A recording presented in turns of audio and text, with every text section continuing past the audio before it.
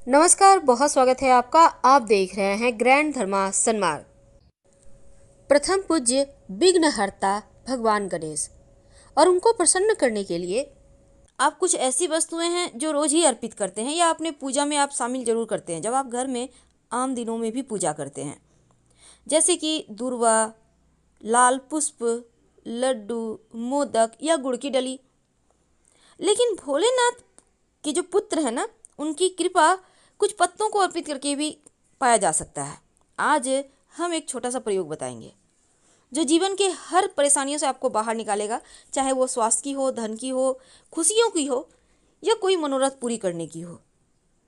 क्योंकि भगवान गणेश को मंगल मूर्ति कहा जाता है, यानी अच्छा करने वाले, शुभ मंगल कार्य करवाने वाले, बिना कोई विघ्न बाधा के कार्य पूरा करवाने वाले। और गणेश जी की उपासना से हर तरह के विघ्न बाधाएं दूर हो जाती है। कैसी भी संकट क्यों ना हो, अगर गणेश जी का नाम लेके आप किसी भी कार्य को शुरुआत करते हैं तो संकट आता ही नहीं है। और अगर आ जाए तब क्या करें, कौन सा उपाय करें, आज हम ये बताएंगे। देखिए, भगवान गणेश हमारे जीवन में समस्त जो तकलीफ है, जो कठिनाइयाँ हैं, उनको दूर तो करते ही हैं। साथ ही अगर इनकी हल्दी से आप पूजा करते हैं, कुछ उपाय करते हैं, तो यकीन मानिए जीवन में नकारात्मकता तो दूर होती ही है और सकारात्मक परिणाम मिलता है। यानी हल्दी से अगर पूजा करते हैं या हरिद्रा गणपति की पूजा करते हैं तो जीवन में तकलीफ आती ही नहीं है। गणेश जी को प्रथम पूजनीय देवता माना जाता है और प्रत्येक शुभ कार्य करने से पहले इनका स्मरण करना, इन्हें पूजा देना बहुत शुभ माना जाता है। अगर आपके घर के मुख्य दरवाजे पर गणेश जी की तस्वीर है तो यकीन मानिए घर में बुरी शक्तियां प्रवेश ही नहीं कर सकती। लेकिन घर के मुख्य दरवाजे पर बाहर की ओर से गणेश जी की तस्वीर भूल कर भी ना बनाएं, ना ही लगाएं।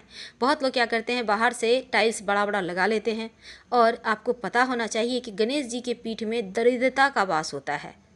तो गणेश जी की पीठ आ गई आपके घर के अंदर की तरफ, यानी घर में दरिद्रता। और दूसरी बात, गणेश जी तो कोई दरबान है नहीं जो आपने सामने में लगा दिया।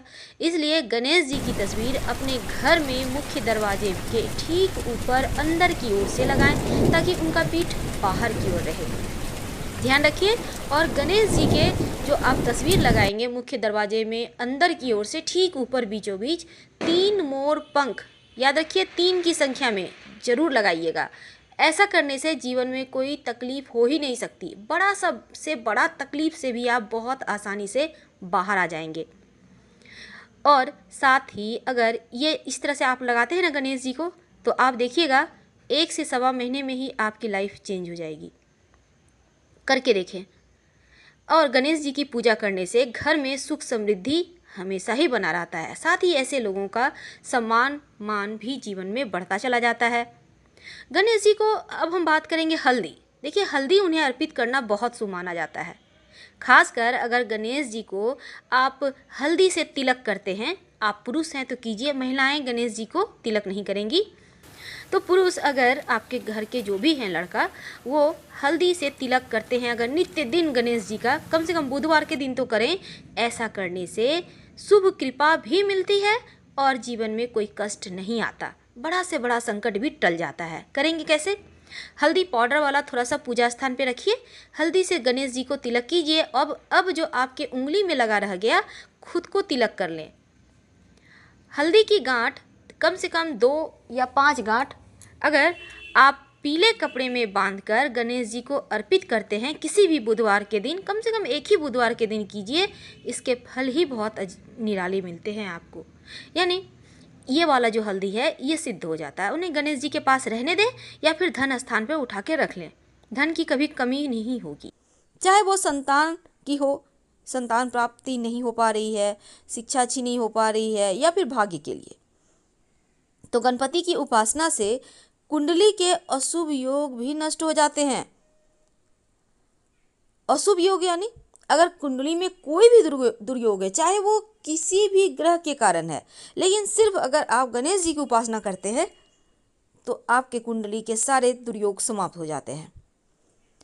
देखिए, गणेश जी को आज जो हम पत्ते की बात करेंगे, हर पत्ते का अलग रंग होता है, अलग खुशबू होता है, और इसके अलग रंग और अलग गंध अलग ग्रहों से जुड़े होते हैं।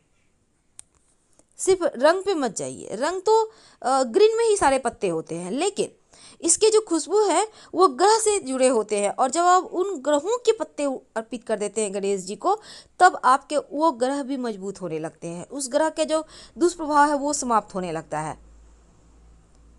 तो खास तरीके से गणपति को अलग अलग पत्ते अर्पित करने से मंत्रों के साथ आपकी मनोवांछित मनोकामनाएं पूर्ण हो जाती है। तो गणेश जी का महोत्सव चला आ रहा है। वैसे आम दिनों में सिर्फ बुधवार के दिन ये प्रयोग करें, और गणेश जी का जो ये अभी अनंत चतुर्दशी तक चलेगा महोत्सव, जन्मोत्सव का जो उत्सव हम मना रहे हैं, इस समय में आप किसी भी दिन कर सकते हैं, अनंत चतुर्दशी के दिन या फिर अनंत चतुर्दशी के दिन तक, या फिर किसी भी बुधवार को। तो बुधवार या चतुर्थी को गणेश जी को ये पत्ते अर्पित करें। सुबह स्नान वगैरह करके गणपति के सामने घी का दिया जलाए। अब उनको सबसे ज़्यादा प्रिय है मोदक, तो उनको मोदक का भोग जरूर लगाएं। और गणेश जी के सामने जब आप दिया जलाकर बैठेंगे, तब आप जो पत्ते हैं वो आपके पत्ते के अलग अलग मनोरथ को पूरे करेंगे। लेकिन उसके पहले एक बात बता दें, आप एक छोटा सा प्रयोग कर लीजिएगा।